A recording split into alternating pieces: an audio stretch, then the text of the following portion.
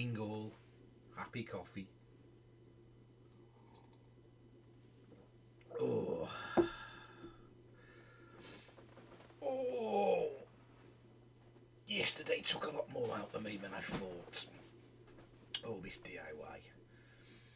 This getting old thing really sucks. But also, I had a little job to do, which was to turn the bedroom into like a student hippie flat and put one of these throws on the ceiling, which involved rewiring electrics, moving lights, etc., etc., etc.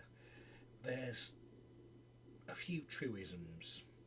One is there's no such thing as a small job.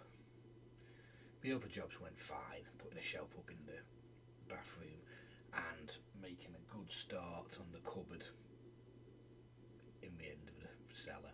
They went fine, so that's not a problem. But yeah, that's one of my truisms. There's no such thing as a small job. And another truism is nothing is zero maintenance. We had the garden done and we had it decked to make it low maintenance, but it's not zero maintenance, and the decking still has to be looked after. It's not as much effort or work as mowing a lawn every week, but once a year you've got to wash it down, brush it down and retreat it, and you've got to try and keep the leaves off it as well. You've got to brush it down because the leaves are going to make it go mouldy. I think that's what people don't recognise and understand. Everything requires effort. It's just you try and make things so there's less effort involved, because that's human nature, really. So yeah, nothing is zero effort, just low effort, and that's what the top of the garden is. The bottom of the garden is it's gonna balance itself out, because once we get everything growing down there in the greenhouse and all that, I think it will all balance out to as if it was all lawn, the amount of work we're gonna have to put into it. But yeah, that's fine. Right, that's what's happening on my Twitters. Oh, I got a BBC. Oh, someone's retweeted a BBC News article. Did Johnson and Sir David Attenborough break face mask rules at the climate summit?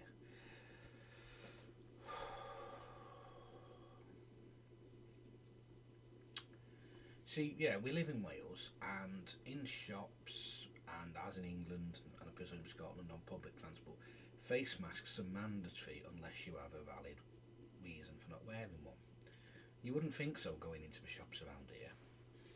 I still continue to wear a mask. It's not that I'm a sheeple and all the rest of it, it's the fact that I don't want to bring something in, this virus, this respiratory disease, that's going to make myself or my wife really ill.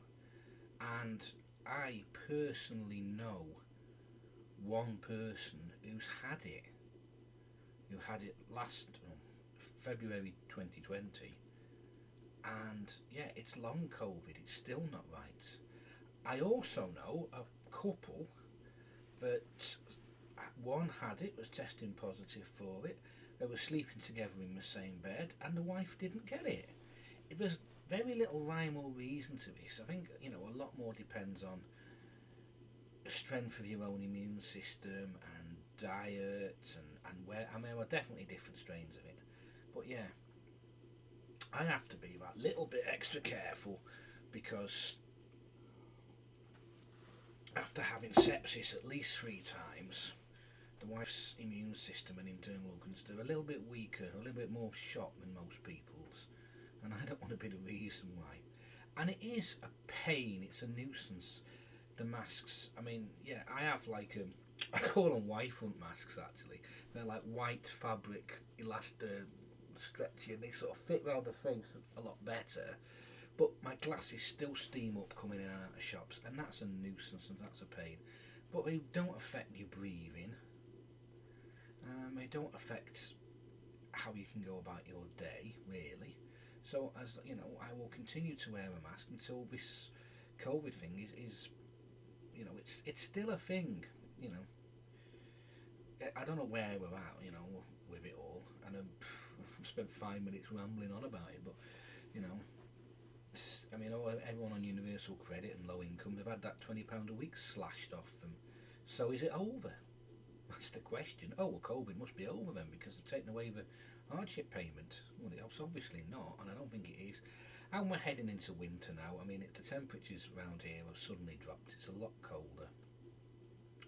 And, there's flus and colds and all the rest of it as well. So, the masks are handy at keeping that sort of stuff at bay as well.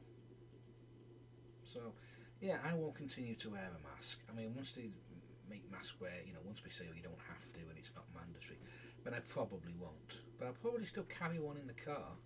I mean, before all this started, you used to see a film of like China and Japan and Asian countries, and you'd be looking at a subway in Asia, and then every 20th person would be wearing like one of those blue surgical masks, because it was a cultural thing that I've got a cold, I don't want to pass it on.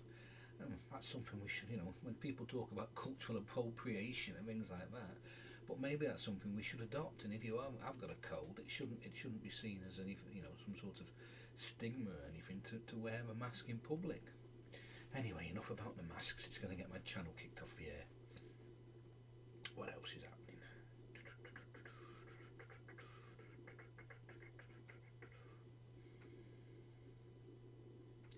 I don't look at Twitter before I start because I want this to be sort of spontaneous and not working it out, and not to work it out. So yeah. D. Snyder's tweeting. D. Snyder tweets a lot. I think I've said that. Yeah, Georgina Rose, that darling, one of the Fleamites I follow. They're tweeting, but her stuff, she really only tweets about Phalemic and magic stuff, and I've just got off, sod off. There we are. This PC is getting a bit old and a bit slow, and it's not great, but it does. He says as the screen refreshes again. Penn Jillette, Penn and Jillette from Penn and Teller's, the Vegas stage magicians. I follow them. I find this stuff very interesting.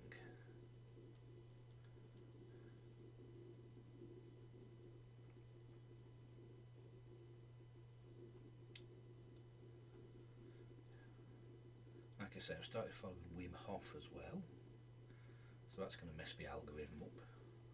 Maybe. Phalemite magic and cold water bathing and all that sort of stuff. Visit Wakefield. Visit Wakefield's a comedy.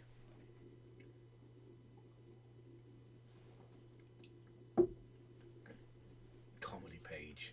But as I know people from Wakey, and I am sort of northern. I am now what I say, I'm English by birth, Welsh by adoption, because I've adopted Wales and Wales has adopted me. But I'm probably saying northern by birth rather than English. I love living in Wales, and it has got its own identity, culture, language, etc., history. It's the only one. The flag's got a massive, great big dragon on it. Can't get better than that. But yeah, I still keep my northern roots, and I'm still proud of my northern roots as well. But I'm very proud. I always follow, we've got the autumn internationals on at the moment, and of course I always follow Wales, the rugby team. For a small country, the fact that Wales gets into the Rugby World Cup and the internationals and the Six Nations and all that, when you look at the population head and the population spread, because Wales is one of them places, it's not a very large country, and to all intents and purposes, people only really live along the edges of the country, along the coastal bit. We're in this sort of about 30 miles away from the coast, but Merthyr, Bargoed, the bottom of the Beacons, Abergavenny, all them places, it's the last sort of population centres. You go into the Beacons and there's not a lot there, and you go into Mid Wales and there's not a lot there, and you go to North Wales, and again there's only when you really get to the top of North Wales and you get to the A55, which is like the M4 corridor, and you got real Prestatyn, all those sort of places, but the population really springs out. So what I'm saying is, I'll have to have a look. I think the population of Wales is something like just equal to the population of London. Yet we managed to field some of the best rugby players in the world.